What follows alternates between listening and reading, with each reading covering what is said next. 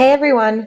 Today we're going to look at a couple more challenging factoring problems. The first one we're going to do has 4 terms instead of being a trinomial, and the second one we're going to look at what you do when you see something that's different from what you're traditionally accustomed to. So to start with the one with 4 terms, the good news is this is actually a review if you remember the AC method. So in AC method you would split the middle to create a 4-term polynomial. This is a factoring problem where you're already given a 4-term polynomial.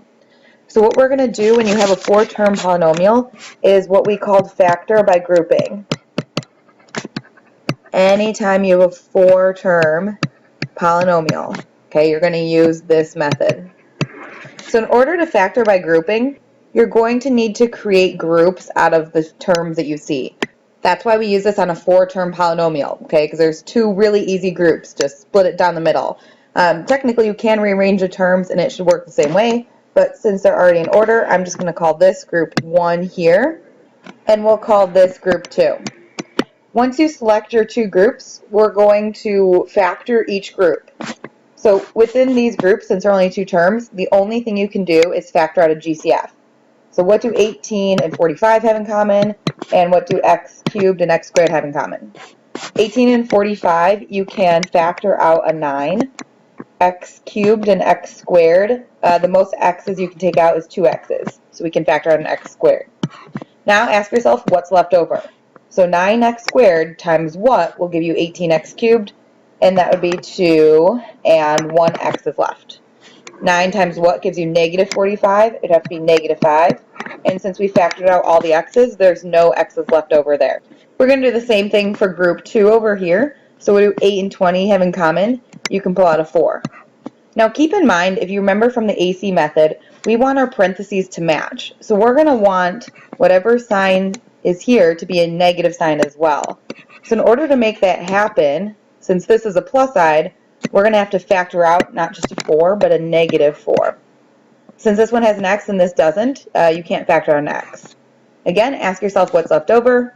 Negative 4 times what gives you negative 8x? It would have to be a 2x. And negative 4 times what will give you a positive 20? It would have to be another negative. Negative times a negative is a positive. And we know we did this correctly because when you take a look at this, these 2 parentheses will match. They should always match. That's how you know you've done it correctly. It's a good self-check. Okay, so once we factor by grouping, again, your goal of factoring is to get 2 terms that when multiplied with each other give you the original polynomial. So we need to rewrite this in that structure to finish our problem off. So both 9x squared and 4 are being multiplied to 2x minus 5. So instead of writing 2x minus 5 twice, that gets a little repetitive. Let's just write it once, and then we can tell what it's multiplying by what's in the second set of parentheses. So 2x minus 5 has to be multiplied by both this piece here and this piece here. So let's just transfer those into their own binomial here. So this says that 2x minus 5 gets multiplied by 9x squared and by negative 4.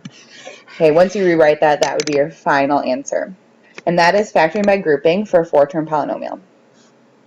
Okay, next one is one of my favorites because it doesn't look like a factoring problem. It looks very complicated. There's some exponents with variables, but really this breaks down into just any average factoring problem.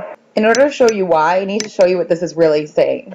Okay, if you remember exponent rules, we can rewrite this 9 to the 2c as the same thing as 9 to the c times 9 to the c. Okay, the reason that is because if you remember exponent rules, when you multiply with the same base, you add the exponents. C plus another c would give you this 2c here. So really what this says is you have 9 to the c multiplied 2 times, or squaring it.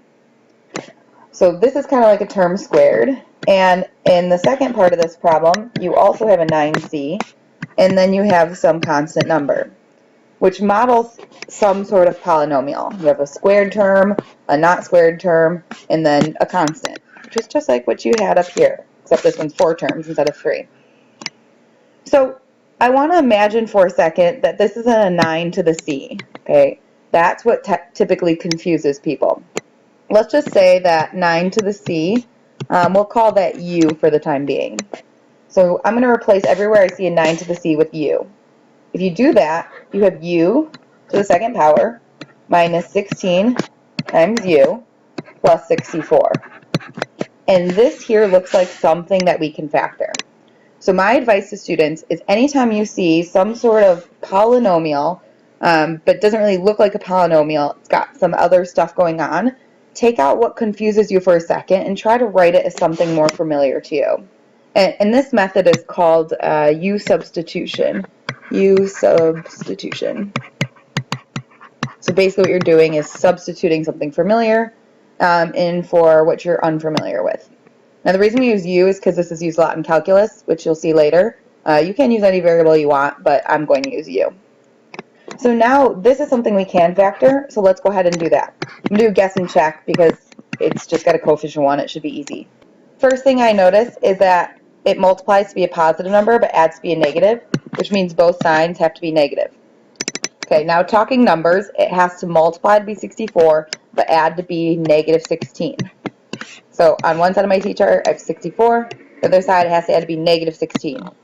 So factors of 64, it could be, let's see, negative 2 and negative 32. That won't work. Could be, let's see, 8 and 8, which I know adds to be 16, so those are the ones I'm going to use.